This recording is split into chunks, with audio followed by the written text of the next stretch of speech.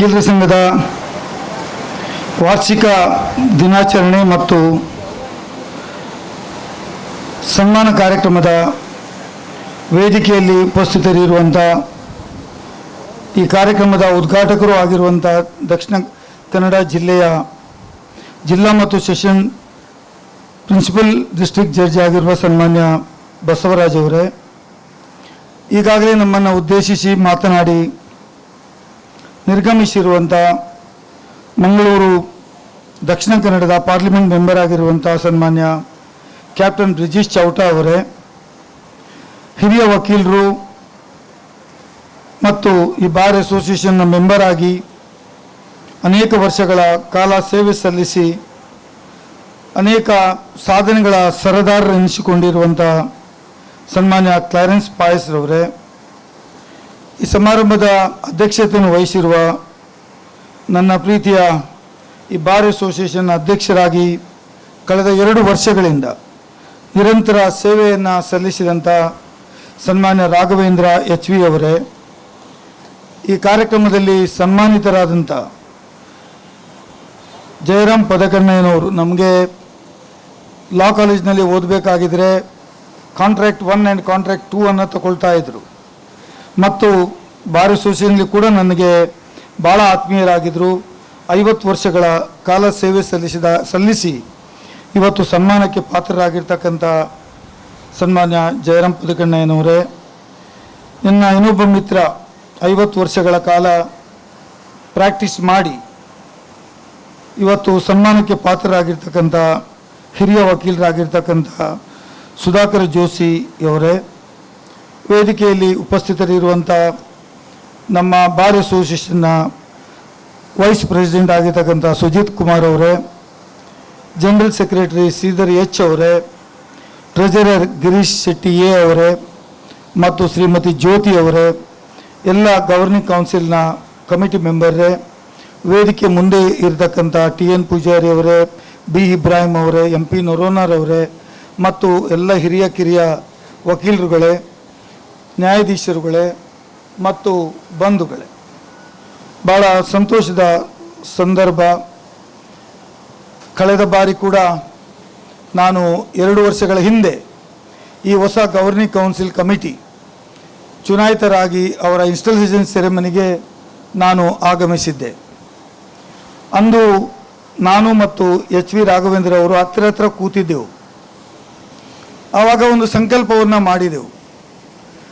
ಯಾವುದೇ ಕಾರಣಕ್ಕೆ ಹಿಂದೆ ನಾವು ಪ್ರಾರಂಭಿಸಿದಂಥ ಮಂಗಳೂರಿನಲ್ಲಿ ಹೈಕೋರ್ಟ್ ಪೀಠ ಸ್ಥಾಪನೆ ಆಗಬೇಕು ಅಂತೇಳುವ ಹೋರಾಟವನ್ನು ನೀವು ನಿಮ್ಮ ಹೊಸತಾಗಿ ಆಯ್ಕೆಯಾಗಿದ್ದೀರಿ, ನಿಮ್ಮ ಜೊತೆ ನಾನಿದ್ದೇನೆ, ಮುಂದುವರಿಸಿಕೊಂಡು ಹೋಗಬೇಕು ಅಂತೇಳುವ ಸೂಚನೆಯನ್ನು ನೀಡಿದ್ದೆ. ಅವರು ಅದಕ್ಕೆ ಸಮ್ಮತಿಯನ್ನು ಸೂಚಿಸಿದರು. ಬಹುಶಃ ಇವತ್ತು 2 ವರ್ಷಗಳ ಅವರ ಅವಧಿಯಲ್ಲಿ ಈ ಒಂದು ಪೀಠ ಸ್ಥಾಪನೆಯ ಬಗ್ಗೆ ನಡೆದಿರ್ತಕ್ಕಂಥ ಹೋರಾಟಗಳನ್ನು ನೆನಪಿಸಿಕೊಂಡ್ರೆ ಅದು ರಸ್ತೆಯಲ್ಲಿ ಬೀದಿಯಲ್ಲಿ ಹೋರಾಟ ಮಾಡಿರಲಿಕ್ಕಿಲ್ಲ. ಆದರೆ ಈ ಹೋರಾಟವನ್ನು ವ್ಯವಸ್ಥಿತ ರೀತಿಯಲ್ಲಿ ಎಲ್ಲಿ ಮುಟ್ಟಬೇಕಿತ್ತೋ ಅಲ್ಲಿ ಮುಟ್ಟುವ ರೀತಿಯಲ್ಲಿ ಮತ್ತು ನಮ್ಮ ಕಣ್ಣೆದುರಿನಲ್ಲಿಯೇ ಎಲ್ಲಿಯೋ ಹೈಕೋರ್ಟ್ ಪೀಠ ಬರ್ತದೆ ಅಂತೇಳುವ ಒಂದು ಇವತ್ತು ಕಲ್ಪನೆ ಮೂಡಿಸುವ ರೀತಿಯಲ್ಲಿ ಈ ಒಂದು ಹೋರಾಟ ನಡೆದಿದೆ.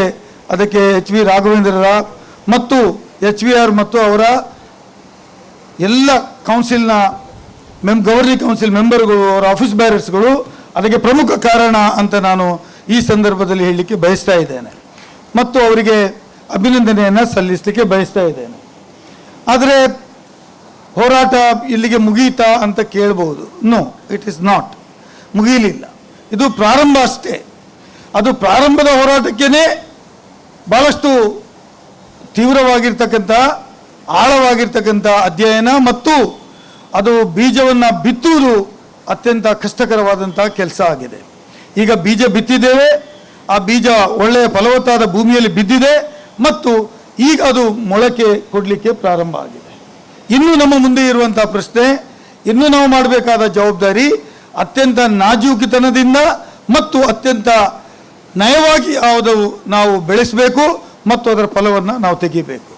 ಇವತ್ತು ಹೈಕೋರ್ಟ್ ಪೀಠ ಆಗಬೇಕು ಅಂದಾಗ ಹಿಂದೆ ಒಮ್ಮೆ ಹಿರೇಮಠ ಅವರನ್ನು ಕರೆದಿತ್ತು, ಹುಬ್ಳಿ ಧಾರವಾಡ ಪೀಠಕ್ಕಾಗಿ ಹೋರಾಟ ಮಾಡಿದಾಗ ಅವರು ನಮ್ಮನ್ನು ಉದ್ದೇಶಿಸಿ ಮಾತನಾಡಿದರು. ಅವರು ಹೇಳಿದರು, ಅಯ್ಯೋ ಮಾರೇ, ನೀವು 1 ವರ್ಷ 2 ವರ್ಷದ ಹೋರಾಟದಲ್ಲಿ ಹೈಕೋರ್ಟ್ ಪೀಠ ಕೇಳ್ತೀರಿ, ಆದರೆ ನಾವು 12 ವರ್ಷಗಳ ಕಾಲ ಸತತವಾಗಿ ಹೋರಾಟ ಮಾಡಿ 150ಕ್ಕೂ ಹೆಚ್ಚು ಕೇಸುಗಳನ್ನು ಹಾಕಿ 150ಕ್ಕೂ ಹೆಚ್ಚು ಬಾರಿ ಜೈಲಿಗೆ ಹೋಗಲಿಕ್ಕೆ ನಾವು ರೆಡಿಯಾಗಿ ಈ ಹೋರಾಟವನ್ನು ಮಾಡಿದ್ದೇವೆ. ಅಷ್ಟು ಸುಲಭವಾಗಿ ನೀವು ನಿರೀಕ್ಷೆ ಮಾಡಲಿಕ್ಕೆ ಕೂಡದು ಅಂತ ಮಾತನ್ನು ಹೇಳಿದರು.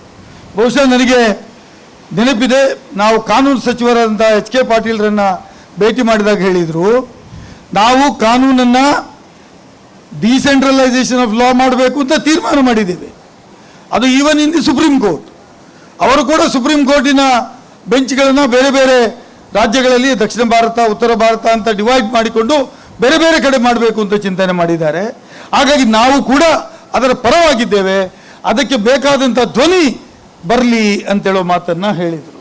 ಇದು ಬಹುಶಃ HVRಗೆ ನೆನಪಿದೆ. ಬಟ್ ಅವರು ಅಷ್ಟು ಮಾತ್ರಕ್ಕೆ ನಿಲ್ಲಿಲ್ಲ.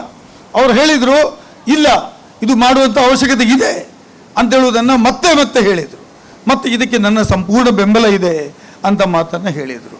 ಈಗಾಗಲೇ ಚೌಟಾರ್ ಅವರು ಹೇಳಿದರು, ಇದು ಒಂದು ಸಂಕಲ್ಪ ನಾವು ಮಾಡಿದ್ದೀವಿ, ಇದರಲ್ಲಿ ರಾಜಕಾರಣ ಇಲ್ಲ, ಕಟ್ಟಿಂಗ್ ಅಕ್ರಾಸ್ ದ ಪಾರ್ಟಿ. ಯಾವುದೇ ಪಾರ್ಟಿ ಇರ್ಬೋದು, ಪಕ್ಷ ಅವರವರ ರಾಜಕೀಯ ಬೆಂಬಲಕ್ಕಾಗಿರ್ತದೆ. ಆದರೆ ಇದು ಒಂದು ಸಾಮಾಜಿಕವಾಗಿರ್ತಕ್ಕಂಥ ಒಂದು ಬದ್ಧತೆಯ ಮೇಲಿನ ಹೋರಾಟ. ಇದು ಆಗಲೇಬೇಕು. ಇದು ಅತ್ಯಂತ ಸಾಮಾನ್ಯ ಜನರಿಗೆ ಬೇಕಾಗಿರ್ತಕ್ಕಂಥದ್ದು. ಇವತ್ತು ನ್ಯಾಯವನ್ನು ಕೊಡಬೇಕು, ಕಡಿಮೆ ಖರ್ಚಿನಲ್ಲಿ ಕೊಡಬೇಕು ಮತ್ತು ಅವರಿಗೆ ನ್ಯಾಯವನ್ನು ಒದಗಿಸಿಕೊಡ್ಬೇಕು ಅಂತ ಹೇಳೋದು ಇದು ಸರ್ಕಾರದ ಸಮಾಜದ ಸಂಕಲ್ಪ ಆಗಿರುವಾಗ, ಈ ಸಂಕಲ್ಪಕ್ಕೆ ನಾವು ಇವತ್ತು ತಿಳಿದವರಾಗಿ, ನಾವು ಯಾರು ಈ ಕಾನೂನಿನ ಪ್ರೋಸೆಸ್ಸಲ್ಲಿ ಇದ್ದೇವೆ, ಯಾರು ಇದರ ಬಗ್ಗೆ ಹೋರಾಟ ಮಾಡ್ತಾ ಇದ್ದೀವಿ, ಯಾರು ಇದು ಬೇಕು ಅಂತ ಹೇಳ್ತೇವೆ, ಯಾರಿಂದ ಇದು ಮಾಡಲಿಕ್ಕೆ ಸಾಧ್ಯವಾಗುವುದಿಲ್ಲ, ಅವರ ಧ್ವನಿಯನ್ನು ಒಟ್ಟುಗೂಡಿಸಿ ಈ ಧ್ವನಿಯಲ್ಲಿ ಮುಟ್ಟಬೇಕೋ ಅಲ್ಲಿ ಮುಟ್ಟುವಂಥ ಕೆಲಸವನ್ನು ಮಾಡಲಿಕ್ಕೆ ಮಂಗಳೂರು ಬಾರ್ ಅಸೋಸಿಯೇಷನ್ ಮುಂಚೂಣಿಯಲ್ಲಿ ಕೆಲಸ ಮಾಡಬೇಕಾದ ಅನಿವಾರ್ಯತೆ ಇದೆ ಅಂತ ನಾನು ಈ ಸಂದರ್ಭದಲ್ಲಿ ಹೇಳಲಿಕ್ಕೆ ಬಯಸ್ತೇನೆ. ಇದು ಹೋರಾಟ ನಮಗಾಗಿಯೂ ಅಂತ ಕೇಳ್ಬೋದು. ಬಿ ಇಬ್ರಾಹಿಂ ಕೇಳ್ಬೋದು, ಇದು ನನಗೆ ನನ್ನ ಮಕ್ಕಳು ಏನು ಕಾನೂನು ಓದಲಿಲ್ಲ, ಅವರು ಹೈಕೋರ್ಟ್ ಪ್ರಾಕ್ಟೀಸ್ ಮಾಡುವಂಥ ಅವಶ್ಯಕತೆ ಇಲ್ಲ. MP ನವ್ರನ್ನೂ ಹೇಳ್ಬೋದು, ನಾನು ಹೇಳ್ಬೋದು, ಅಥವಾ ನಮ್ಮ ಭಂಡಾರಿಯವರು ಹೇಳ್ಬೋದು, ಅಥವಾ ಬೇರೆ TMP ಹೇಳ್ಬೋದು.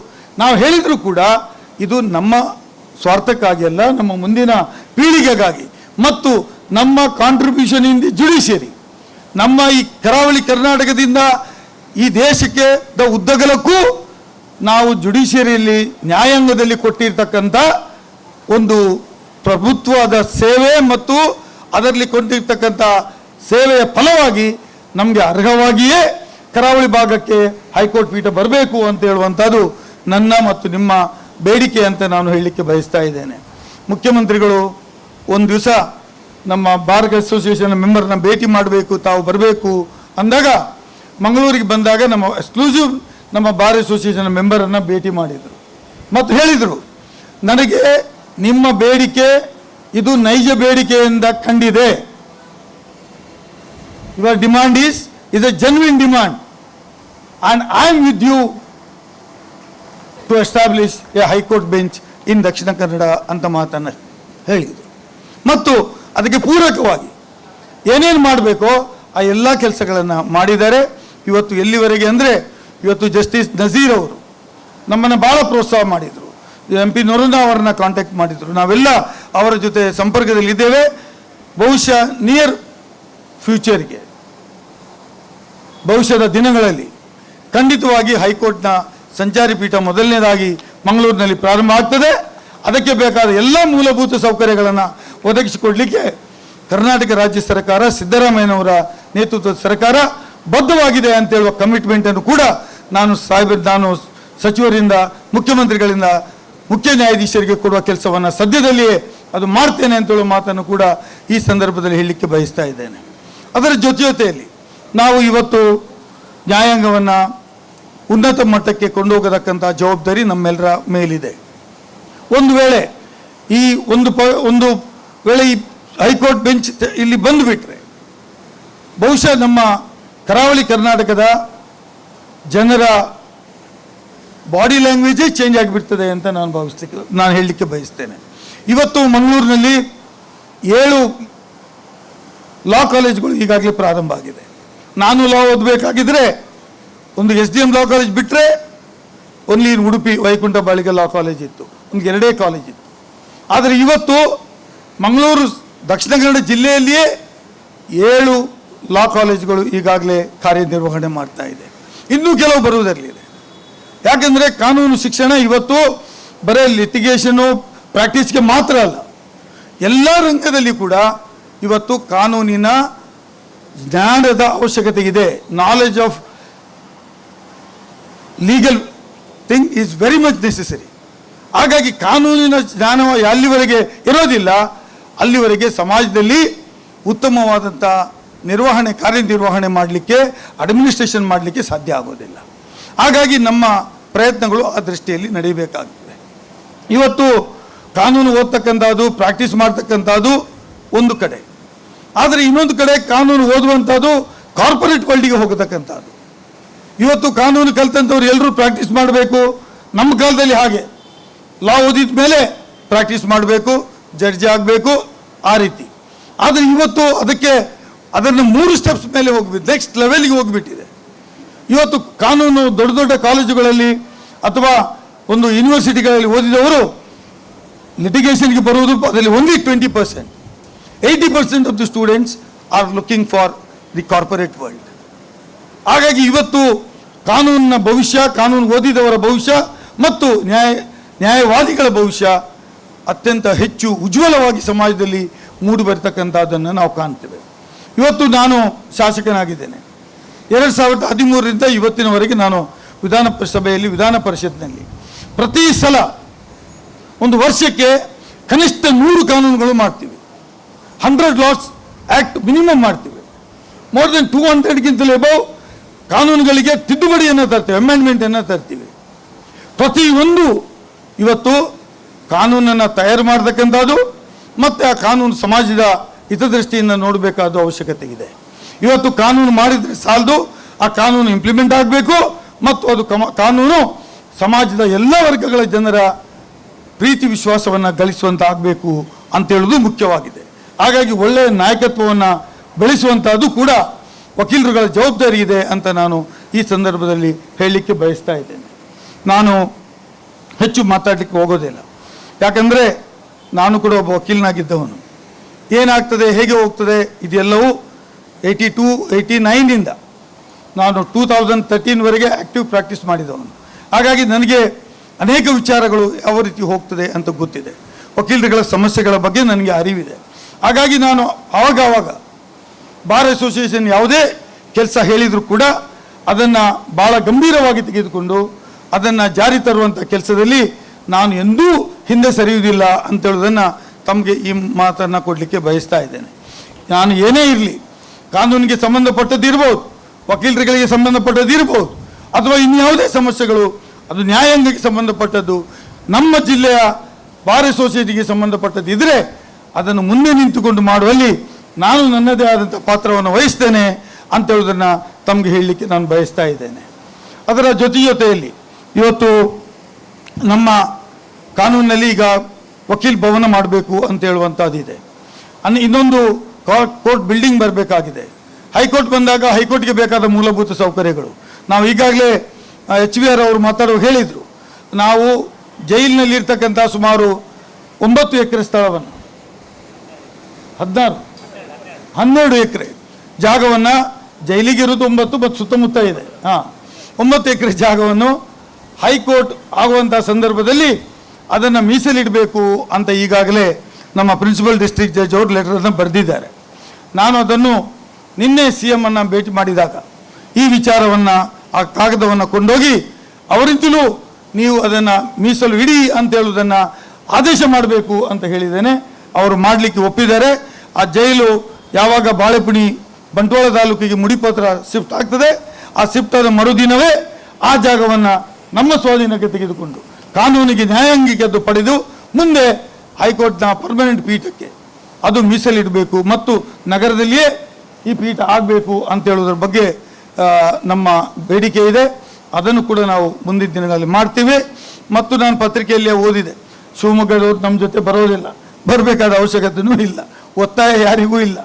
ನಮಗೆ ಡಿಸ್ಟ್ರಿಕ್ಟ್ ಜಡ್ಜ್ ಅವರು ಹೇಳ್ತಾ ಇದ್ರು ನನ್ನ ಹತ್ರ, ಬಸವರಾಜ್ ಅವರು, ನಿಮ್ಮ ಪೀಠಕ್ಕೆ ಸ್ವಲ್ಪ ಹೆಚ್ಚು ಜ್ಯೂರಿಡಿಕ್ಷನ್ ಬರುವಾಗ ನೋಡಿ, ಈಗಾಗಲೇ 4 ಡಿಸ್ಟ್ರಿಕ್ಟ್ ಹಾವ್ openly declared, Dakshina Kannada, Udupi, north ಕೇಂದ್ರ and Chikmagalur, including Kodagu, Madikeri. So 5 districts have openly said that we want to be the part of the Karavali bench.